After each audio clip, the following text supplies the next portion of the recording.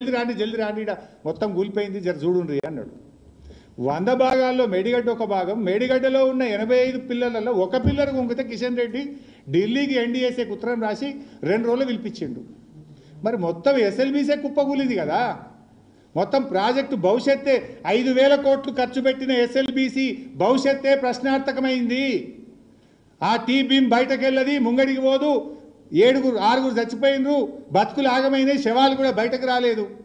మరి దీని మీద కిషన్ రెడ్డి గారు ఎన్డీఎస్ఏకి ఎందుకో ఉత్తరం రాయడు, ఎన్డీఎస్ఏ ఎందుకో రాదు. ఒక పిల్లర్ గుంగితే 300 వచ్చిండ్రు, కిషన్ రెడ్డి ఉత్తరం రాస్తాడు, 300 వస్తుంది బీజేపీ వాళ్ళు.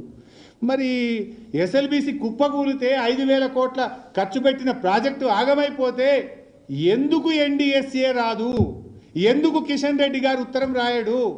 ఈ బీజేపీకి రేవంత్ రెడ్డికి ఉన్న ఈ ఫెవికాల్ బంధమేంది? ఈ కిషన్ రెడ్డి ఈ రేవంత్ రెడ్డి మధ్యలో ఉన్న ఈ లవ్ ఏంది? ఇది బయటకు సమాధానం చెప్పాలి కదా.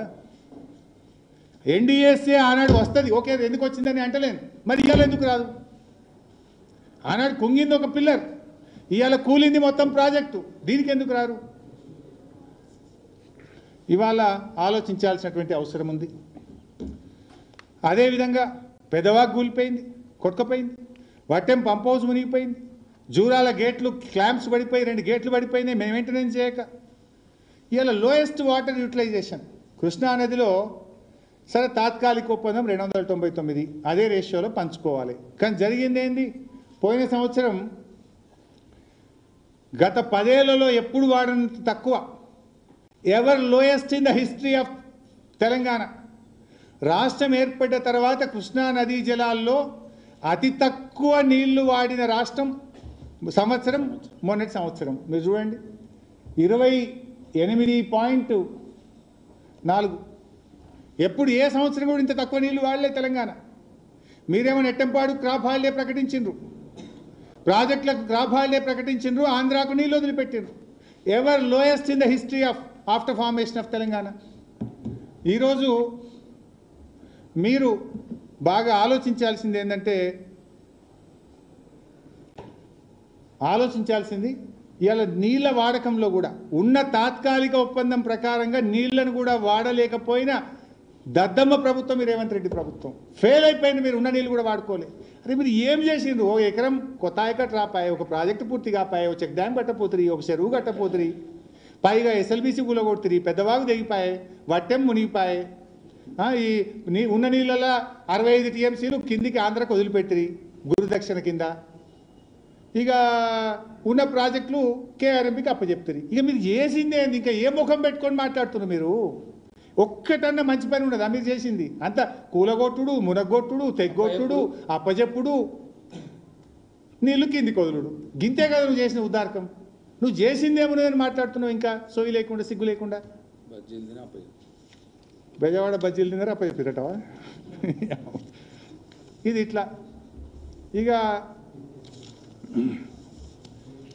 ఉత్తమ్ కుమార్ రెడ్డి కూడా ఏందో ఏమో మనకు అబద్ధాలాడి రేవంత్ రెడ్డి ముఖ్యమంత్రి అయిండు. నేను కూడా అబద్ధాలు ఆడపోతే అవుతలేను అనుకుంటుండో ఏందో నాకు అర్థమే అవుతలేదు. ఈయన కూడా ఆయనకు శిష్యుడు అయిపోయిండు. నేను ఉత్తమ్ కుమార్ రెడ్డి మాట్లాడుతూ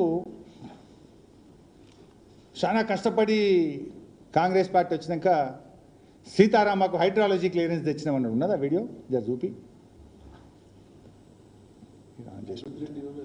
అది కూడా మన అధికారంలో వచ్చిన తర్వాత సీతారాం సాగర్కి వాళ్ళు 10,000 కోట్లు ఖర్చు పెట్టిండ్రు, చుక్క నీటి కేటాయింపు లేదు.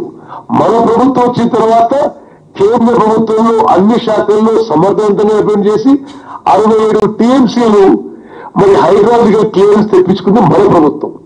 మన అధికారంలో వచ్చింది అన్ని శాఖలను సమన్వయం చేసి చెమటలన్నీ కక్కి చాలా కష్టపడి హైడ్రాలజీ క్లియరెన్స్ తెచ్చినట్టు.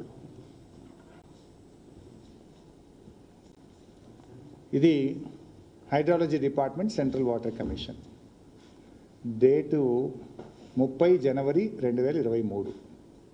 ఇది స్పష్టంగా బీఆర్ఎస్ ప్రభుత్వ హయాంలో ఈ మన ప్రాజెక్టుకు సీతమ్మ సాగర్ ప్రాజెక్టుకు వచ్చిన హైడ్రాలజీ క్లియరెన్స్. అదేవిధంగా సీతారామ ప్రాజెక్టుకు డేటు